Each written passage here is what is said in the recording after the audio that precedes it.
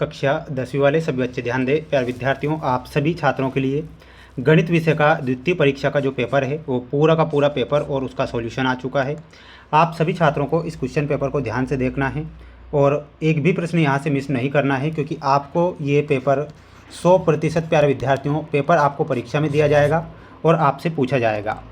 जितने विद्यार्थी वीडियो को देख रहे हैं माय डियर फ्रेंड्स, आप समस्त विद्यार्थी वीडियो को लाइक कर चैनल को सब्सक्राइब जरूर करके रखें। आपको सभी विषय के पेपर जो है मेरे द्वारा बताए जा रहे हैं, जो आपको परीक्षा में 100% वही पेपर छप रहे हैं। ठीक है, तो पूरा का पूरा पेपर आपको ध्यान से देखना है और अच्छे से इन सभी प्रश्नों को याद आपको कर लेना है। प्रश्न यहाँ पर आप देखिएगा प्यारे विद्यार्थियों, आपकी स्क्रीन के सामने पहला प्रश्न आपसे परीक्षा में पूछा जाएगा और आप सभी छात्रों को इन सभी प्रश्नों को याद कर ही लेना है। क्वेश्चन नंबर फर्स्ट आपको दिया गया है, आप ध्यान से देखें। द्विघात बहुपद ax² + bx + c के शून्यक अल्फ़ा एवं बीटा हो तो अल्फ़ा और बीटा का मान आपको बताना रहेगा। माय डियर फ्रेंड्स, इसमें आपको बताना रहेगा c/a इसका मान होता है, तो इसमें आपको c/a याद रखना है। रैखिक समीकरण युग्म a1x + b1y + c1 = 0 तथा a2x + b2y + c2 = 0 का एक अद्वितीय हल होने की शर्त लिखिए। तो जो शर्त होगी वो क्या हो जाएगी, a1/a2 बराबर नहीं b1/b2, ये आपको ध्यान रखना है और अच्छे से याद करके जाना है। द्विघात समीकरण ax² + bx + c = 0 के मूल वास्तविक होंगे यदि b² - 4ac > 0 हो, तो इसमें आपको ऑप्शन नंबर सी बताना है। आर्थमेटिक प्रोग्रेशन यानी कि समांतर श्रेणी 1/3, 5/3, 9/3 और 13/3 का जो सर्वांतर होता है वो क्या होता है, तो इसमें आपको लिखना है सर्वांतर निकलेगा 4/3।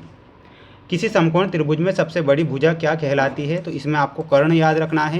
किसी समकोण त्रिभुज में जो सबसे बड़ी भुजा होती है उसे हम कर्ण कहते हैं।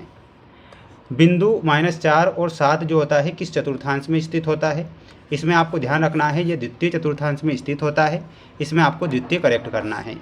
माय डियर फ्रेंड्स, जितने बच्चे वीडियो को देख रहे हैं आप सभी बच्चे चैनल को सब्सक्राइब जरूर करें। आप सभी बच्चों को सभी विषय के पेपर बताए जाएंगे और आप सभी बच्चों के लिए लाइव क्लासें ली जा रही है, तो लाइव क्लासों में भी आपको जुड़ना है। यदि √p एक अपरिमेय संख्या है तब p कैसी संख्या होगी, तो p जो संख्या निकल कर आएगी वो अभाज्य संख्या हो जाएगी। रेखीय बहुपद की घात कितनी होती है, इसमें आपको ध्यान रखना है। रेखीय बहुपद की जो घात होती है वह 1 होती है। किसी द्विघात समीकरण ax² + bx + c का विविक्तिकर क्या होगा, तो विविक्तिकर होगा b² - 4ac।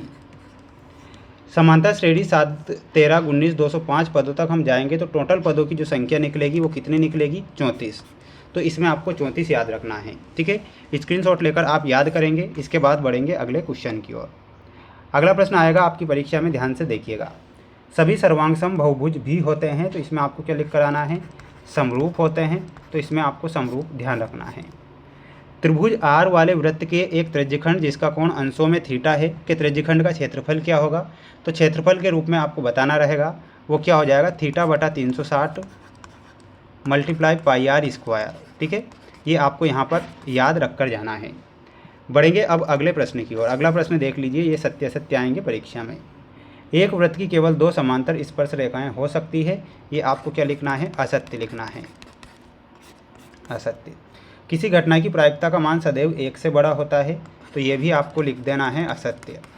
ठीक है, शंकु का आयतन 1/3 πr² h होता है, तो इसमें आपको सत्य के रूप में लिख कर आना है। उन्नयन कोण सदैव एक न्यून कोण होता है, ये आपको सत्य लिखना है। ठीक है, माध्यक बहुलक एवं माध्य में संबंध 3 माध्यक बराबर बहुलक + 2 माध्य होता है, ये सत्य लिखना है। परीक्षा में प्रश्न आएंगे ये सारे ना। ई एवं ई माइनस परस्पर पूरक घटनाएं हैं, तो ये भी आपको सत्य लिख कर आना है। स्क्रीनशॉट लेकर आप इन सभी प्रश्नों को याद करेंगे और अच्छे से अपनी तैयारी को मजबूत करेंगे। जो बच्चे इस वीडियो को देख रहे हैं सभी बच्चे चैनल को सब्सक्राइब आज जरूर करें।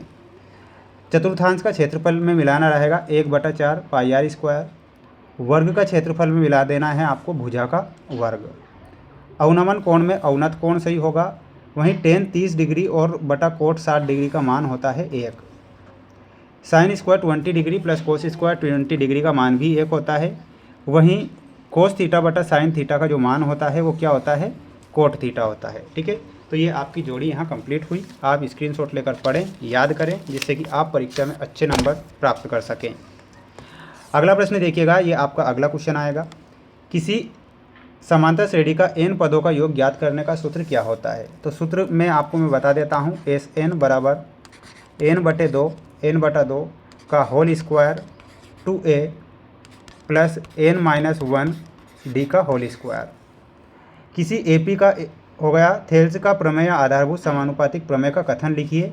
तो इसका कथन होता है किसी त्रिभुज की एक भुजा के समांतर या अन्य दो भुजाओं को प्रतिच्छेद करने के लिए एक रेखा खींची जाए तो ये भुजाएं एक ही अनुपात में विभाजित हो जाती है। स्पर्श रेखा और स्पर्श बिंदु से जाने वाली त्रिज्या के बीच बने कोण की जो माप होती है वो कितनी होती है, 90 डिग्री। वृत्त की कितनी स्पर्श रेखाएं हो सकती है, इसमें आपको याद रखकर जाना है, अनेक स्पर्श रेखाएं हो सकती है। एक वृत्तखंड का क्षेत्रफल ज्ञात करने का सूत्र क्या होता है। तो इसमें लिखना है वृत्तखंड का क्षेत्रफल बराबर संगत त्रिज्यखंड का क्षेत्रफल माइनस संगत त्रिभुज का क्षेत्रफल। द्विघात बहुपद ax² + bx + c बराबर 0 के शून्यकों का योग ज्ञात करने का सूत्र क्या होता है। तो इसमें आपको लिखना है -b/a। ठीक है, तो ये आपके क्वेश्चन हो चुके हैं।